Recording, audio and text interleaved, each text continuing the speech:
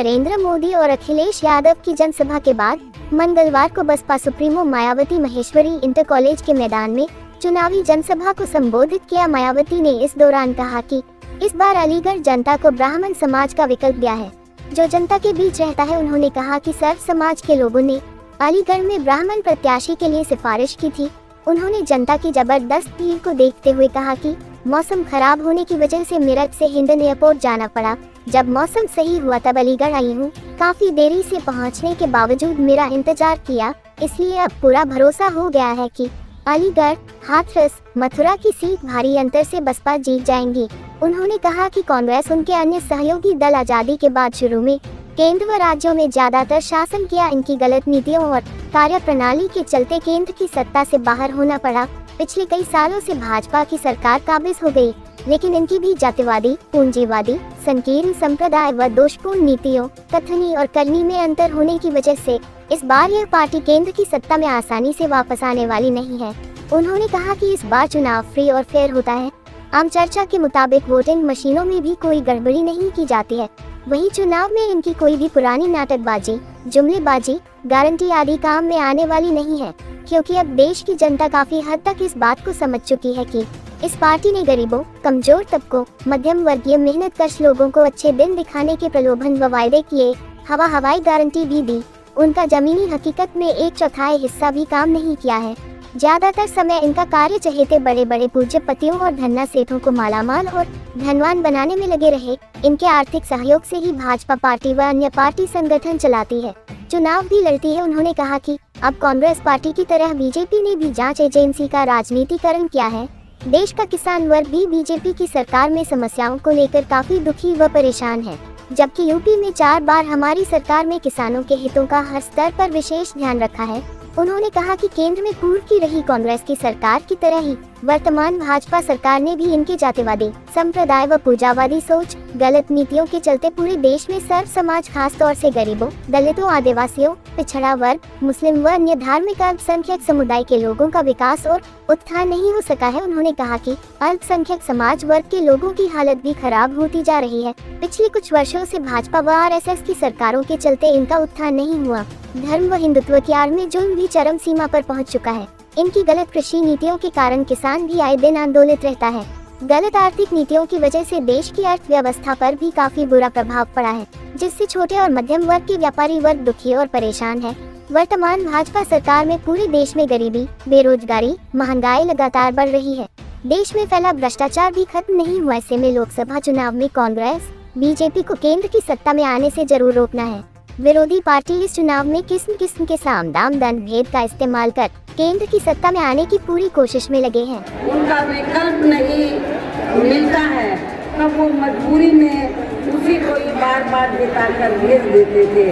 इस बार हमने अलीगढ़ की जनता को, जो यहाँ का सिटिंग रहती है ब्राह्मण समाज से, बहुजन समाज पार्टी ने आपको ब्राह्मण समाज का उम्मीदवार खड़ा करके उसका विकल्प दिया। आप लोगों को उसका विकल्प दिया है जो जनता के बीच में रहता है, जनता के सुख दुख में शरीक होता है। और इतना ही नहीं, बल्कि इनको टिकट दिलाने के लिए सिफारिश के लिए यहाँ अलीगढ़ लोकसभा की सीट के जो प्रत्याशी हैं, श्री हितेंद्र कुमार को बंटी नहीं आए, बल्कि सर्व समाज के लोग आए और मुस्लिम समाज के लोग भी बड़ी तादाद में इनकी सिफारिश के लिए आए थे। सर्व समाज के लोगों ने इनकी सिफारिश की और इनको यहाँ से प्रत्याशी बनाने के लिए उन्होंने रिक्वेस्ट किया और हमने इनको अपना प्रत्याशी बनाया। इसी प्रकार आप लोगों को मालूम है, बगल में हाथरस सुरक्षित लोकसभा की सीट है। अनुसूचित जाति में विभिन्न जातियाँ आती हैं। हमने आगरे से जाटव समाज को खड़ा किया है, तो आपके यहाँ से हमने धनगर समाज से श्री हेम बाबू को चुनाव के मैदान में हाथरस लोकसभा की जो सुरक्षित सीट है यहाँ से उतारा है। आपका बगल में ही मथुरा लोकसभा की सीट है। आप लोगों को मालूम है कि मथुरा में चौधरी समाज से जाट समाज काफी बड़ी तादाद में रहता है। लगभग 3 लाख से ऊपर इनकी तादाद है। तो वहाँ के जाट समाज के लोगों की दिली तमन्ना थी कि उनके क्षेत्र से और स्थायी यानी कि लोकल कैंडिडेट खड़ा होना चाहिए, बाहरी नहीं। मथुरा की जनता क्या चाहती थी कि बाहरी उम्मीदवार नहीं बल्कि वहाँ का लोकल कैंडिडेट होना चाहिए, पढ़ा लिखा होना चाहिए। हमने मथुरा से पढ़े लिखे जाट समाज के व्यक्ति को जिनका सरकारी नौकरी में भी अधिकारी के पद पर अच्छा अनुभव रहा है, जो जनता की सेवा करने का अनुभव भी जिनको प्राप्त है, तो ऐसे जाट समाज से हमने चौधरी सुरेश सिंह को चुनाव के मैदान में उतारा है, जिनको कामयाब बनाने के लिए अपने पार्टी के लोग पूरे जी जान से लगे हुए हैं। हालांकि आज यहाँ आपकी इकट्ठा हुई अपार भीड़, वह भीड़ के जबरदस्त जोश को भी देखकर अब मुझे ये काफी हद तक भरोसा हो गया है। खासकर आपको मालूम है कि मौसम बहुत खराब है, तो मौसम खराब होने की वजह से मुझे मेरठ के चुनाव स्तर पर काफी ज्यादा सावधान रहना है और इस मामले में विरोधी पार्टियां अपने अपने पक्ष में हवा बनाने के लिए खासकर मीडिया, ओपिनियन पोल व सर्वे आदि का जो बड़े पैमाने पर इस्तेमाल कर रही हैं, तो उनसे भी अपनी पार्टी के लोगों को बिल्कुल भी गुमराह नहीं होना है। इसके साथ ही विरोधी पार्टियों के विभिन्न रूपों में जारी किए गए इनके हवाई व प्रलोभन भरे चुनावी घोषणा पत्रों एवं वायदों आदि के बहकावे में भी अपनी पार्टी के लोगों को कतई नहीं आना है, जिन्हें ये पार्टियां चुनाव खत्म होने के बाद ज्यादातर अमल में नहीं लाती हैं और अब जिन पर से देश की जनता का अधिकांश विश्वास ही उठ गया है। यही खास वजह है कि हमारी पार्टी किसी भी चुनाव में अपनी पार्टी का कोई भी चुनावी घोषणा पत्र आदि जारी नहीं करती है। वैसे भी हमारी पार्टी किसी भी मामले में कहने में बहुत कम बल्कि कार्य करके दिखाने में ही ज्यादा विश्वास रखती है और इस बात का सबसे बड़ा सबूत ये है कि उत्तर प्रदेश में 4 बार हमारी पार्टी के नेतृत्व में रही सरकार ने चुनाव में अपनी पार्टी के बिना कोई जारी किए गए चुनावी घोषणा पत्र के ही प्रदेश व आम जनहित में काफी कुछ ऐतिहासिक कार्य करके दिखाए हैं, जिनकी अब देश में अधिकांश पार्टियों की सरकारें काफी नकल भी कर रही हैं। जबकि इस मामले में हमारी पार्टी का ये कहना है कि यदि इन पार्टियों के स्थान पर केंद्र में हमें अपनी पार्टी की सरकार बनाने का मौका मिलता है, तो तब फिर हमारी पार्टी की बनी सरकार केंद्र में यहाँ अब तक रही सभी विरोधी पार्टियों की सरकारों की तरह केवल हवाई व कागजी कार्य आदि नहीं करेगी, बल्कि उत्तर प्रदेश की तरह ही जमीनी हकीकत में ठोस कार्य करके दिखाएगी। और इस संदर्भ में खासकर मैं ये कहना चाहूँगी, केंद्र द्वारा देश में पिछले कुछ समय से अति गरीब परिवारों को अस्थायी तौर पर फ्री में जो थोड़ी सी खाद्य सामग्री दी जा रही है, तो उससे इनका स्थायी तौर पर भला होने वाला नहीं है। और वैसे भी इनकी ये जटिल समस्या देश में हर हाथ को काम देने से ही केवल उनको ये मालूम है कि पूरे देश में यहाँ दलितों, आदिवासियों एवं अन्य पिछड़े वर्गों का सरकारी नौकरियों में वर्षों से अधूरा पड़ा आरक्षण का कोटा भी अभी तक पूरा नहीं भरा गया है।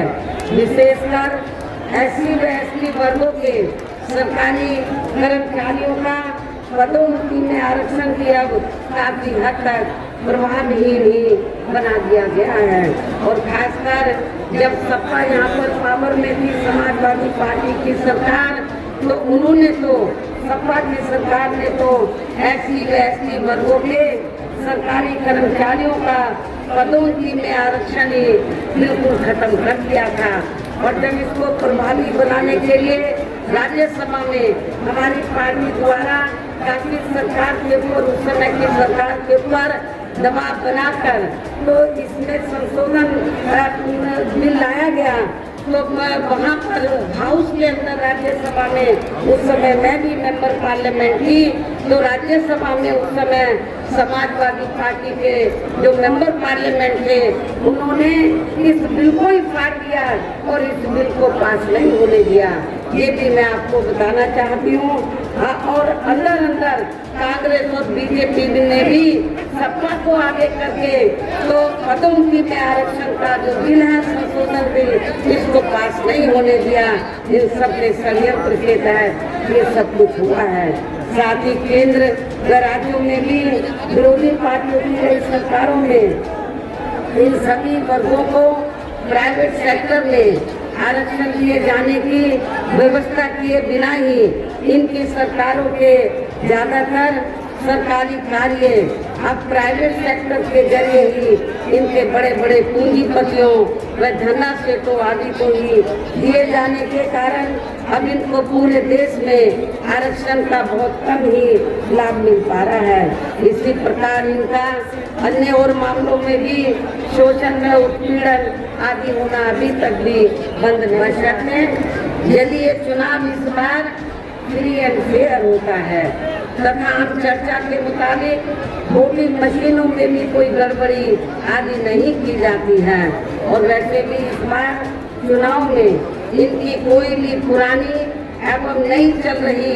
नाटकबाजी, जुमलेबाजी व गारंटी आदि काम में आने वाली नहीं है, क्योंकि अब देश की जनता काफी हद तक इस बात को समझ चुकी है कि इनकी पार्टी ने अब तक देश के विशेषकर गरीबों, कमजोर तबकों, मध्यम वर्गीय एवं अन्य मेहनतकश लोगों को जो इन्हें अच्छे दिन दिखाने के असंख्य प्रलोभन भरे वायदे किए हैं तथा अनेकों हवाई व कागजी गारंटी भी दी है, तो उनका जमीनी हकीकत में अभी तक इन्होंने लगभग 1/4 हिस्सा भी कार्य पूरा नहीं किया है, बल्कि इसके स्थान पर इनका ज्यादातर समय व ताकत भी या इनके अपने चहेते रहे बड़े बड़े पूंजीपतियों एवं धन्ना सेठों को ही ज्यादा से ज्यादा मालामाल व धनवान आदि बनाने में तथा उन्हें हर स्तर पर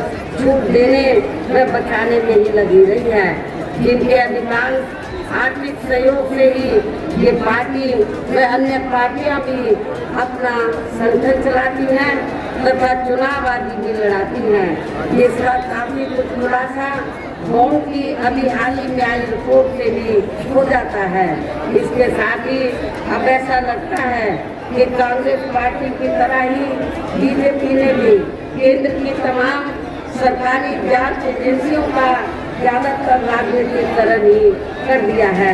इसके अलावा देश के किसान वर्ग भी वर्तमान बीजेपी की सरकार में शुरू से ही अपनी विभिन्न समस्याओं को लेकर काफी ज्यादा दुखी व परेशान रहे हैं और अभी भी हैं, जबकि यूपी में 4 बार हमारी पार्टी की रही सरकार ने इनके हितों का भी हर स्तर पर विशेष ध्यान रखा है। इतना ही नहीं बल्कि केंद्र में पूर्व की रही कांग्रेसी सरकार की तरह ही वर्तमान भाजपा सरकार में भी इनकी जातिवादी, हीन, सांप्रदायिक एवं पूंजीवादी सोच व नीतियों के चलते ही पूरे देश में सर्व समाज में से खासकर गरीबों, दलितों, आदिवासियों, पिछड़े वर्गों, मुस्लिम एवं अन्य धार्मिक अल्पसंख्यक समाज के लोगों का भी पूर्ण रूप से विकास व उत्थान आदि अन्य धार्मिक अल्पसंख्यक समाज के लोगों की भी हालत हर स्तर पर या काफी ज्यादा खराब व दयनीय हुई बनी हुई है। इतना ही नहीं बल्कि पिछले कुछ वर्षों से केंद्र के अधिकांश राज्यों में भी बीजेपी व आरएसएस की सरकारों के चलते हुए अब इनका विकास एवं उत्थान आदि होना काफी हद तक बंदशाही हो गया है। आए दिन इन पर खासकर धर्म की आड़ में हो रही, हिंदुत्व की आड़ में हो रही जुल्म जाति भी यह काफी ज्यादा चरम सीमा पर पहुंच चुकी है। इसके साथ साथ अपर कास्ट समाज में से विशेषकर गरीब लोगों की भी हालत हमें कोई खास अच्छी नजर नहीं आती है। इनकी गलत कृषि नीतियों के कारण किसान वर्ग भी आए दिन आंदोलित ही रहता है। साथ ही इनके गलत आर्थिक नीतियों की वजह से देश की अर्थव्यवस्था पर भी इसका काफी बुरा प्रभाव पड़ा है, जिससे यह विशेषकर छोटे एवं मध्यम वर्गीय व्यापारी वर्ग भी काफी ज्यादा दुखी व परेशान है। और अब केंद्र में पूर्व की रही सरकारों की तरह ही वर्तमान भाजपा सरकार में भी यह पूरे देश में गरीबी, बेरोजगारी एवं महंगाई आदि भी लगातार काफी ज्यादा बढ़ रही है। देश में हर स्तर पर फैला भ्रष्टाचार भी अभी तक खत्म नहीं हुआ है। साथ ही अपने देश की सीमाएं भी अभी तक पूरे तौर से सुरक्षित नहीं है। ये भी बड़ी चिंता की बात है। ऐसे में अब आप लोगों को देश में हो रहे लोकसभा चुनाव में कांग्रेस, बीजेपी व इनकी सहयोगी पार्टियों को भी केंद्र की सत्ता में आने से जरूर रोकना है। जिनकी गलत नीतियों व गलत कार्य प्रणाली आदि को आप लोग काफी हद तक आजमा भी चुके हैं। ऐसी स्थिति में अब ये विरोधी पार्टियां इस चुनाव में भी किस्म किस्म के साम, दाम, दंड भेद आदि अनेकों हथकंडे इस्तेमाल करके केंद्र की सत्ता में आने की पूरी कोशिश है। आपके क्षेत्र के भी हित में यही कहना है कि हमारी पार्टी ने यहाँ आपकी तीनों लोकसभा की सीट पर आपके अलीगढ़, हाथरस व मथुरा इन तीनों लोकसभा की सीट पर जिनको भी चुनाव के मैदान में उतारा है, जो यहाँ आपके सामने मंच पर मौजूद भी हैं, जिसके लिए यहाँ पार्टी इनको आप लोगों को कामयाब जरूर बनाना है। जिसके लिए यह पार्टी के सभी स्तर के छोटे बड़े पदाधिकारी एवं कार्यकर्ता आदि पूरे जी जान से लगे हैं। और अब अंत में मेरा यही कहना है कि आप लोगों को वोट पड़ने वाले दिन यहाँ बीएसपी के अपने इन तीनों लोकसभा प्रत्याशियों को बीएसपी का जो चुनाव चिन्ह हाथी है, हाथी चुनाव चिन्ह के सामने वाले बटन को दबाकर इनको जरूर कामयाब बनाना, इनको जरूर जिताकर भेजना है। जैसे इतने खराब मौसम में और मेरे देरी से पहुंचने के बावजूद भी आप लोग बड़ी संख्या में धैर्य के साथ मुझे सुनने के लिए या इंतजार करते रहे। मुझे पूरा भरोसा है कि आप लोग वोट वाले दिन इसी उत्साह और जोश के साथ अपना एक एक वोट देकर इन तीनों प्रत्याशियों को रिकॉर्ड वोटों के अंतर से जरूर कामयाब बनाएंगे। इनको मेंबर पार्लियामेंट बनाएंगे, इनको पार्लियामेंट में जिताकर भेजेंगे। इस खास अपील के साथ ही अब मैं अपनी बात यही समाप्त करती हूँ। जय भीम, जय हो। एवं अन्य मेहनतकश लोगों को बिल्कुल भी नहीं आना है।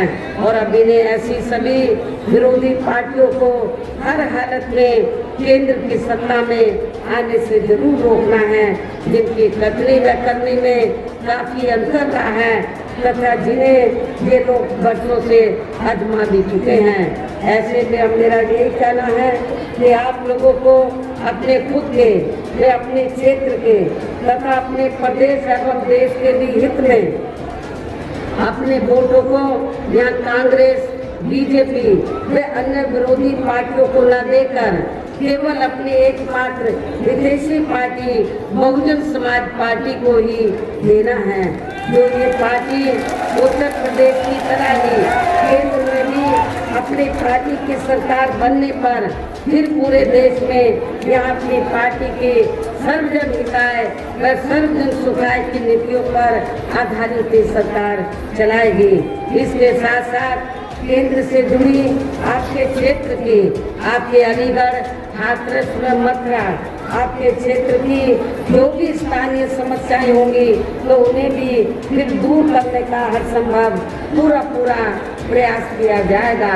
साथ ही यहाँ गरीबों, मजदूरों, बेरोजगारों, कर्मचारियों, किसानों, छोटे व्यापारियों एवं अन्य मेहनतकश लोगों के हितों का भी विशेष ध्यान रखा जाएगा। सर्व समाज में से खासकर दलितों, आदिवासियों, पिछड़े वर्गों, मुस्लिम व अन्य धार्मिक अल्पसंख्यक समाज के लोगों के विकास व उत्थान के साथ साथ हर स्तर पर इनकी सुरक्षा आदि के लिए भी सख्त कदम उठाए जाएंगे और तभी फिर यहाँ वास्तव में अपने देश के महान संतों, गुरुओं व महापुरुषों में भी विशेषकर महात्मा ज्योतिबा फूले, श्री छत्रपति शाहू जी महाराज, श्री नारायण गुरु, बाबा साहब डॉक्टर भीमराव अम्बेडकर एवं मान्यवर श्री कांशीराम जी आदि का अधूरा सपना जरूर साकार हो सकता है, जिनको यूपी में हमारी पार्टी के नई सरकार द्वारा हर स्तर पर पूरा आदर सम्मान की सरकार विशेष ध्यान देगी। साथ ही देश में पिछले काफी वर्षों से आए दिन बढ़ रही गरीबी, बेरोजगारी व महंगाई आदि से भी जनता बहुत ज़्यादा दुखी व परेशान है, जिसे भी आर्थिक नीतियों में तब्दीली करके जरूर दूर किया जाएगा। धर्म की भी आड़ में पिछले कुछ वर्षों से खासकर मुस्लिम समाज के लोगों का द्वेष की भावना से जो इनका काफी ज़्यादा शोषण व उत्पीड़न आदि किया जा रहा है तो उसे भी जरूर रोका जाएगा। ये मैं मुस्लिम भाइयों को विश्वास दिलाना चाहती हूँ और ये सब हमने अपनी यूपी की रही सरकार में करके दिखाया है और उत्तर प्रदेश में मैंने अपने चारों हुकूमतों में कोई हिंदू मुस्लिम दंगे नहीं होने दिए थे। इसके अलावा हमने सर्व समाज में से गरीब एवं बेरोजगार लोगों को बेरोजगारी भत्ता आदि न देकर उन्हें बड़ी तादाद में रोटी रोजी के साधन भी उपलब्ध कराए हैं, जो अब ये कार्य भी अधिकांश ठंडे ही पड़े हैं, जिनको फिर सरकार बनने पर प्राथमिकता दी जाएगी। कहने का तात्पर्य ये है कि देश में इस समय हो रहे